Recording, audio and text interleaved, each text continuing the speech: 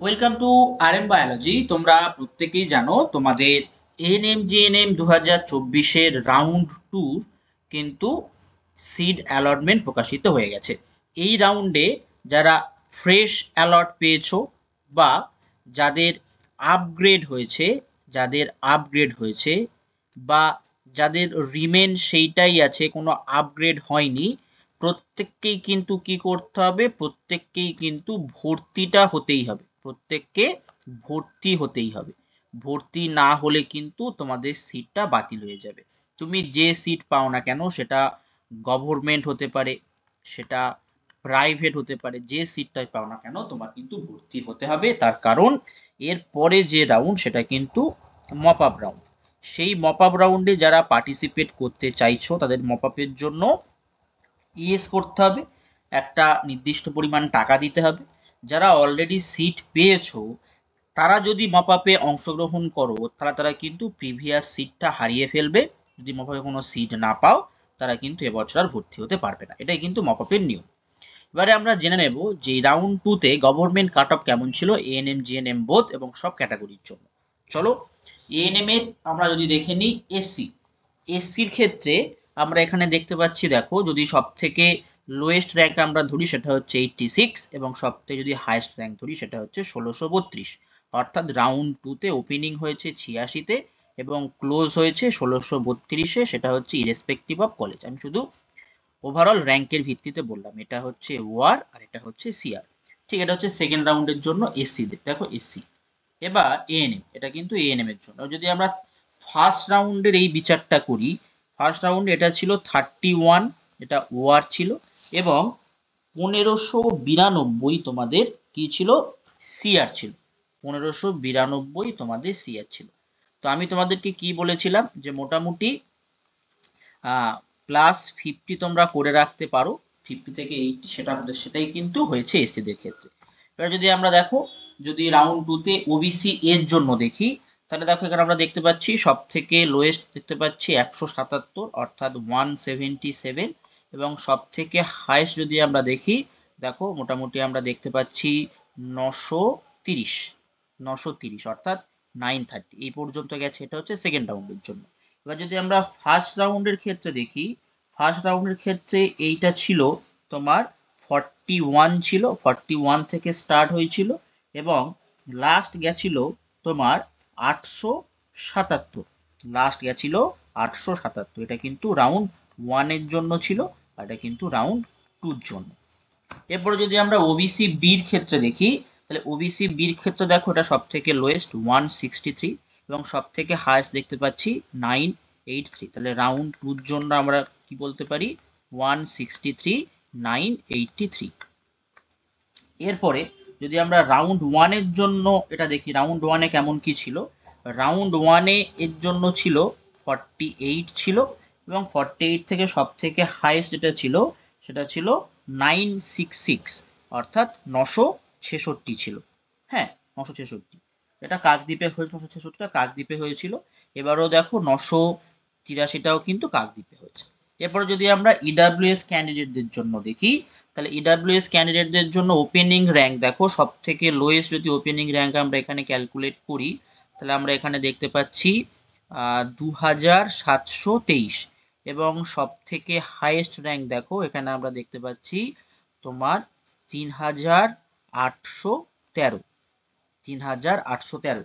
এটা ফার্স্ট রাউন্ডের হিসাবে যদি আমরা দেখি, তাহলে ফার্স্ট রাউন্ডের জন্য আমরা বলতে পারি সেটা ছিল 482, সব থেকে লোয়েস্ট ছিল, অর্থাৎ ওপেনিং র্যাঙ্কটা ছিল 482 এবং সব থেকে হাইয়েস্ট ছিল তোমার 3319, 3319। এটা এটা কিন্তু রাউন্ড ওয়ানের জন্য ছিল। দেখো অনেকটা করেই কিন্তু জাম্প আমরা দেখতে পাচ্ছি। এবার যদি আমরা ওপেন ক্যাটাগরি বা জেনারেল ক্যাটাগরির জন্য দেখি, তো সেক্ষেত্রে আমরা দেখতে পাচ্ছি দেখো 31 সব থেকে লোয়েস্ট এবং সব থেকে হাইয়েস্ট আমরা দেখতে পাচ্ছি 686, অর্থাৎ ওয়ার আমরা বলতে পারি 31 আর সিআর আমরা বলতে পারি 686। এটা কিন্তু পুরোটা রাউন্ড টুর জন্য।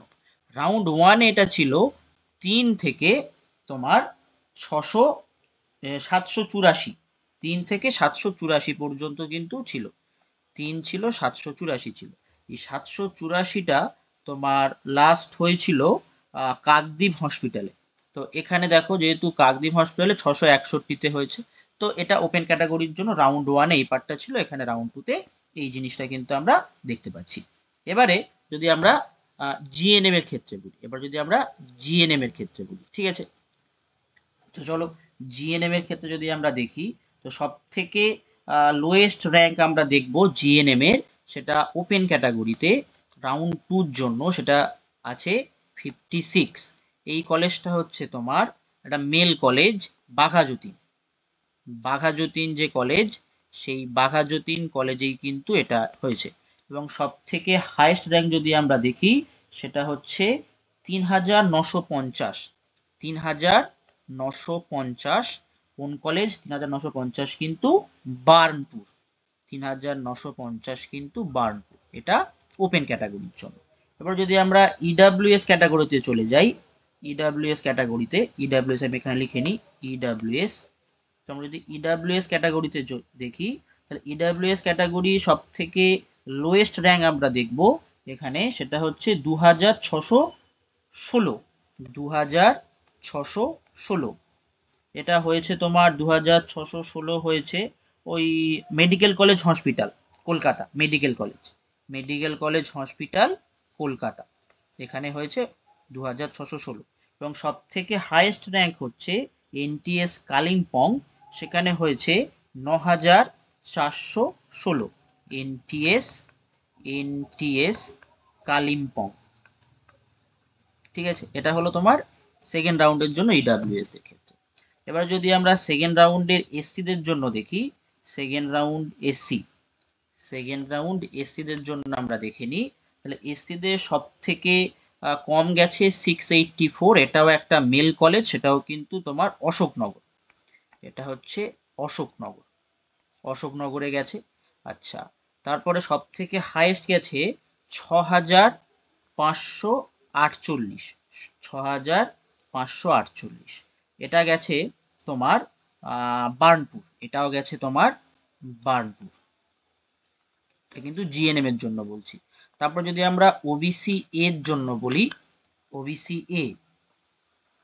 ওবিসি এর সব থেকে লোয়েস্ট গেছে রাউন্ড 2-তে 330, সেটা কোথায় হয়েছে? 330 কিন্তু হয়েছে বাঘাযতীন, 330 বাঘাযতীনে হয়েছে, 330 বাঘাযতীন। এবার সব থেকে হাইয়েস্ট যেটা গেছে সেটা হচ্ছে 5032, এটাও কিন্তু সেম বার্নপুর, এরপর যদি আমরা ওবিসি বির জন্য দেখি, ওবিসি বির জন্য যদি আমরা দেখি, সব থেকে লোয়েস্ট অর্থাৎ ওপেনিং হয়েছে 679-তে, সেটা কোথায় হয়েছে? এটা অশোকনগর, এটাও একটা মেল, ঠিক আছে, এটা অশোকনগরে হয়েছে। এবং সব থেকে হাইয়েস্ট গেছে 3973, এটাও কিন্তু কোথায় হয়েছে? এটাও কিন্তু হয়েছে বার্নপুর। তো এই মোটামুটি আমরা দেখতে পাচ্ছি। তারপর যদি আমরা এসটির জন্য বলি, এসটির জন্য যদি আমরা বলে দিই জিএনএম এর ক্ষেত্রে এসটি, সেটা হচ্ছে সব থেকে এসটির হাইয়েস্ট গেছে বোধ হয় 13,458, এটা তোমার গেছে হচ্ছে বর্ধমানে, এটা গেছে বর্ধমান এমসিএইচ এ গেছে এটা, ঠিক আছে। এবং সব থেকে বেশি যদি হয় সেটা হচ্ছে তোমার 21,307, সেটা হচ্ছে ইএসআই, এটা ইএসআই নার্সিং ট্রেনিং স্কুলে হয়েছে। তো এই তোমাদের কিন্তু কাট অফ, অফিসিয়াল সেকেন্ড রাউন্ডের কাট অফ এটা। যারা তোমরা মপ আপ রাউন্ডে পার্টিসিপেট করতে চাইছো, যারা পার্টিসিপেট করতে চাইছো তারা পার্টিসিপেট করতেই পারো, কিন্তু যারা অলরেডি প্রাইভেট সিট পেয়ে আছো তারাই বেসিক্যালি মপ আপে অংশগ্রহণ করতে চাও। যদি তুমি মপ আপে অংশগ্রহণ করো, তারা কিন্তু এই যে প্রাইভেট সিটটা রাউন্ড 2-তে তুমি পেয়েছো বা রাউন্ড 1-এ পেয়েছো সেটাই রিমেন হয়ে আছে, তাহলে কি করতে হবে? তোমাকে ভর্তি হতে হচ্ছে। এবং যারা এখনো কোনো সিট পাওনি, তারা যদি মাপে অংশগ্রহণ করতে চাও, নো অ্যালটমেন্ট যাদের হয়েছে, নো অ্যালট, তাদের কোনো সমস্যা নেই।